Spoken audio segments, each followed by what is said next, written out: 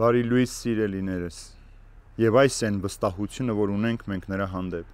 այն որ ինչ էլ խնդրենք ըստ նրա կամքի, նա մեզ կլսի, եւ քանի որ գիտենք, թե նա լսում է մեր խնդրանքները, ապա գիտենք նաեւ, որ կստանանք այն խնդրանքները, որ հայցեցինք նրանից։ Սիրելիներս,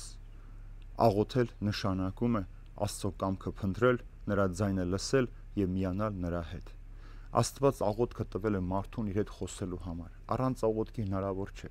բայց մարդը պետք է աղոթքի միջոցով նախ Տիրոջ կամքը փնտրի, երկրորդը նրա ձայնը կարողանա լսել եւ երրորդ միանալ նրա հետ կամ նույնանալ նրա հետ։ Մենք ունենք այնպիսի մի քահանայապետ, մեր Փրկիչ Հիսուս Քրիստոս, որ հաղորդակից է մեր կյանքի բոլոր հանգրվաններում, որ մեր կյանքի ամեն իրավիճակի մեջ ներկա է առանց մեղքի, ուրեմն դա նաեւ մեզ համարձակություն է տալիս քաջությամբ մոտենալ նրան եւ խնդրել, որովհետեւ ինչ որ իր անունով խնդրենք հորից անպայման պիտի ստանանք։ Եվ հավատացյալը երբեք իր մեջ վախ կամ կասկած չպիտի ունենա։ Երբ որ դու վախով կամ կասկածով ես աղոթում մոտենում Տիրոջը, նշանակում է, որ դու դեռ թերահավատության մեջ ես։ Տիրոջը պետք է սիրել, Տիրոջը պետք է փայփայել եւ Տիրոջը պետք է ձգտել, որպեսզի Տերն էլ գա ու բնակվի քո մեջ։ Եվ Սուրբ Հոգին է, որ այդ ամենը քեզ առաջնորդում է։ Ուրեմն որպեսզի Աստծո կամքը կատարել, նրա ձայնը լսել, նույնանալ նրա հետ, ուրեմն մենք կարիք ունենք նաեւ Սուրբ Երրորդության, որովհետեւ Հայրը, Որդին եւ Սուրբ Հոգին միաժամանակ աշխատում են մարդու փրկության համար։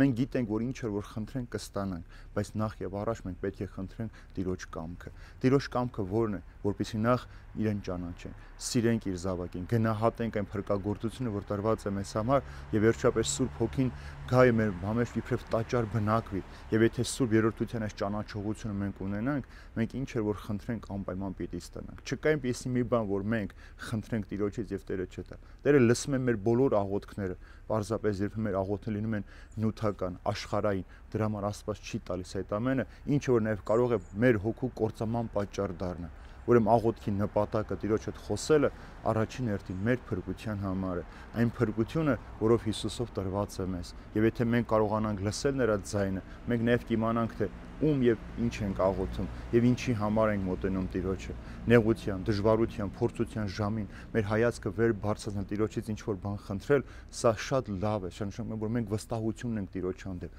բայց այն սերը չէ, որով մենք պետք է մոտենանք Քրիստոսին։ Տիրոջը պետք է սրել ամեն վայրկյան, թե նեղության, թե դժվարության, թե փորձության, թե ուրախության, թե հարստության, թե առողջության մեջ, նույն ոգևորությամբ, նույն ջերմերությամբ դու պիտի կարողանաս Տիրոջը սիրել։ Սիրեցել անպայման կստանաս այն ամենը, ինչ որ պետք է քո այս երկրավոր կյանքի պետքերը հոգալու համար։